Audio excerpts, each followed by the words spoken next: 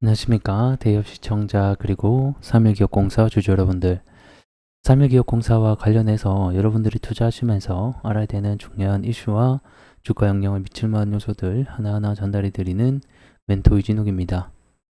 자, 우리 3일기업공사 하게 되면 가장 먼저 이 떠오르는 키워드가 이 유승민 관련주가 될 것 같습니다. 그래서 오늘은 이와 관련된 얘기를 좀 하기보다는 이 회사의 원래 비즈니스 모델인 이 건설과 관련된 이야기를 좀 함께 해볼까 합니다. 이 회사가 남아있는 뭐 수주 잔고라던가 뭐 실적 체크, 그 다음에 주가 이런 부분을 좀 전체적으로 하나하나 얘기해보는 시간들 가져보도록 하겠습니다.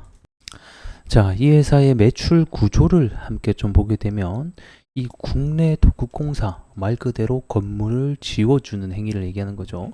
이 건축 부분에 있어서 85%로 가장 많은 비율을 나타낸다라고 보시면 될 것 같고 토목은 뭐 한 15% 정도 나오는 것을 볼 수가 있네요.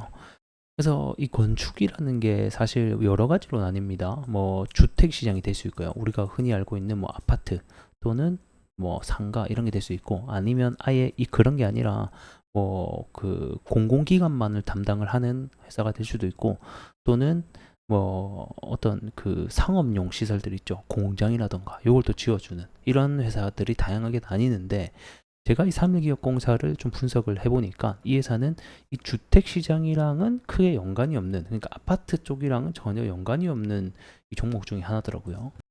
자, 그걸 알 수가 있는 게 지금 현재 보고 계신 편은 이 삼일기업공사의 수주 잔고입니다. 이 품목을 보게 되면 말 그대로 어떤 공사를 하는지를 볼 수 있을 것 같은데 남부순환로 평탄화공사 이건 이제 토목 쪽에 들어가겠죠.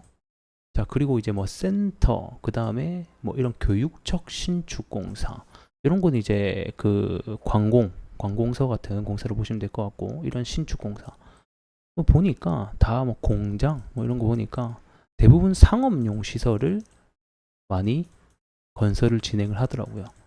그래서 이 회사를 보니까 2000년대까지만 해도 초반까지만 하더라도 이 아파트 쪽에 건물을 지어 올렸었는데 이제 이거는 전부 다 접은 것으로 현재 보여요. 왜 그런지 모르겠는데 그래서 현재는 상업용 시설에 수주를 받고 진행을 하는 것을 확인해 볼 수가 있다라고 보시면 될 것 같고 여기서 뭐 수주 총액, 기납품액, 수주 잔고 이렇게 있는데 여기서 우리가 봐야 될 건 수주 잔고입니다. 수주 총액이라는 것은 말 그대로 도급 금액, 처음에 계약했을 때 당시 금액이다라고 보시면 될 것 같고 기납품액이라는 건 뭐냐면 이 건설사 같은 경우는 매출 인식 방식이 제조가 좀 다릅니다.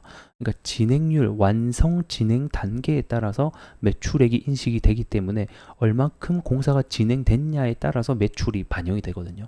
그래서 이거는 그동안 진행됐던 어떤 금액이다라고 보시면 될 것 같고 요게 수주 잔고가 이제 남아있는 금액이다라고 보시면 될 것 같습니다. 그래서 요 금액이 향후에 매출에 찍히는 중요한 금액이다라고 보시면 될 것 같은데 요게 이제 1,000원 단위이기 때문에 금액으로만 보게 되면 약 1,300억 정도가 수주 잔고가 남아있는 것으로 현재는 보여져요. 자, 그러면 3일기업공사의 연간 매출액을 보게 되면 뭐 한 600억, 700억 정도 한 2년치 물량은 들고 있다라고 보시면 될 것 같아요. 2년치 물량을 들고 있다라는 것은 매출액이 막 크게 감소하진 않는데 그만큼 늘어나지도 않는 규모입니다.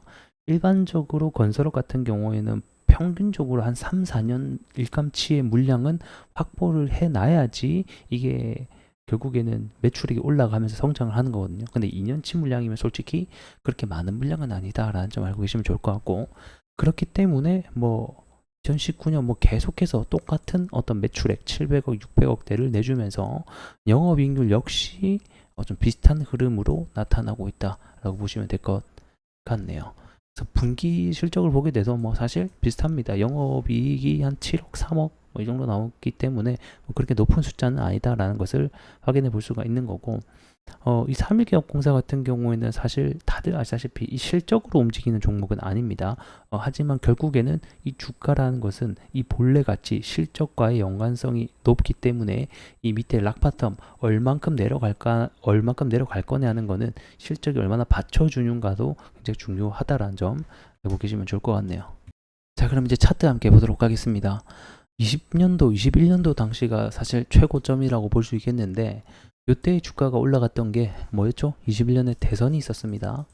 이 대선 때 유승민이 출마를 하게 되면서 이때 지지율이 제가 알기로는 14%까지 찍게 되면서 이 생각보다 유승민의 지지율이 높았어요. 그러면서 유승민 관련주인 삼일기업공사가 이 테마주로서의 주가 급등을 보여줬었다라고 보시면 될 것 같고, 이 과거 고점에 대비해서는 많이 빠졌다라고 볼 수 있겠지만 이 올라가기 전에 이 회사의 원래의 적정 어떤 시장 가치 가격 자체가 이쪽 구간이었거든요. 그러면 사실 이쪽 구간에 있는 게 현재는 원래 정상 가격으로 내려왔다라고 보는 게 좀 더 맞지 않나, 이런 관점으로 보시는 게 좋을 것 같습니다.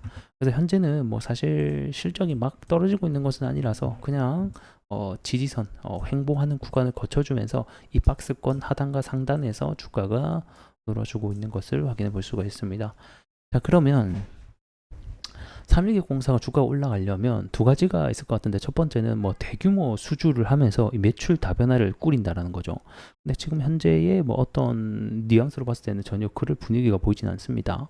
자, 그러면 남아있는 게 결국에는 유승민 대선 테마주가 좀 되지 않을까, 이런 생각이 드는데요. 자, 아직까지 총선이 27년에 진행되고 한 2년, 3년가량 정도가 남아있죠. 뭐 아직까지는 유승민이 정확하게 대선에 출마할지 안 할지는 미지수이지만 이 대선의 뜻을 버리지 않았다. 앞전 총선 때는 출마를 안 했지만 대선은 아직까지 희망이 있는 것으로 보이기 때문에 27년부터 대선이 시작이기 때문에 일반적으로 한 2년 전 25년에서부터 26년도 때부터 본격적으로 상승이 나오기 시작하거든요. 그러면 내년, 내후년부터는 주가의 반등과 어떤 상승에 대한 부분을 기대해 볼 수 있지 않을까, 이런 생각을 좀 해보게 됩니다. 그래서 우리는 지금 봐야 될 것은 뭐 그냥 좀 기다려보자, 이렇게 설명드리겠고, 다시 한 번 더 25년, 26년도에 이 대선 테마주의 바람이 불면서 주가 상승이 나오는지를 좀 기대해보자, 이렇게 좀 정리해 드릴 수 있도록 하겠습니다. 자, 오늘 영상은 여기서 마무리해 보도록 하겠고요. 전 또 다음 시간에 더 나은 내용으로 인사드리도록 하겠습니다. 고맙습니다.